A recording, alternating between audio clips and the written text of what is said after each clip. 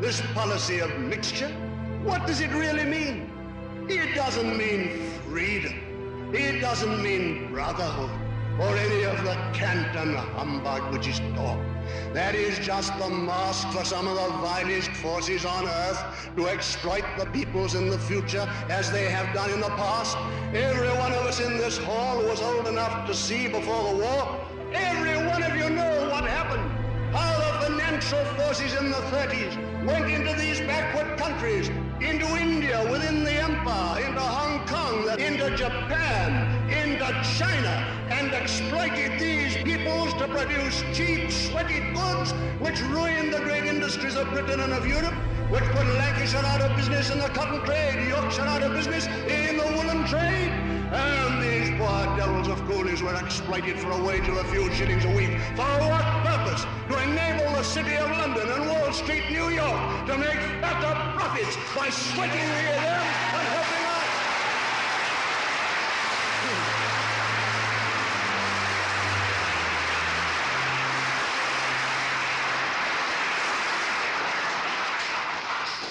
That is why it was done. That was the whole purpose. And with what result? China thrown into the arms of communism. The largest population in the world simply tossed as a present to communism. Because if you treat people like that, it's the only possible result. If there's no one to save them, no one to help them, and they've simply been ground into poverty and sweating and exploitation, what can you expect except they go communist as they did?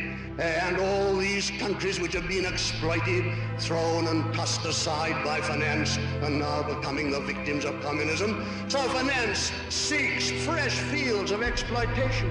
Where do they turn? When the old people are exhausted.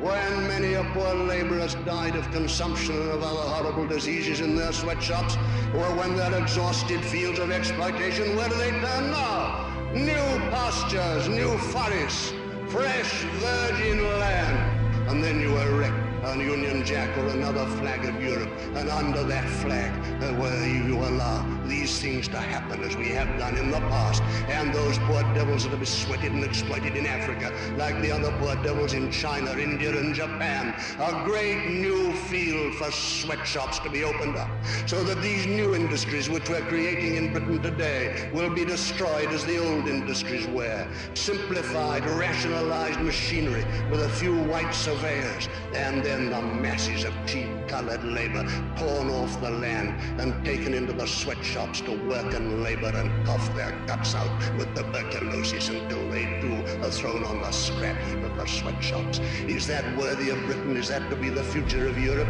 And is this competition to be organized within our European Brotherhood, bringing in these sweat fields in Africa into our Europe civilization so that the financial power in one European country can use it against the financial power in another? All the great financial central power of the world, now shifted from the City of London to Wall Street, New York, shall be able, on the mass of money, of wealth, and of power which it brings to it, again and again to exert its influence in politics, until, as you see today, it is childish nonsense to say that a British government rules Britain. It's nothing to do with British government or the British people. The government of the world is the financial government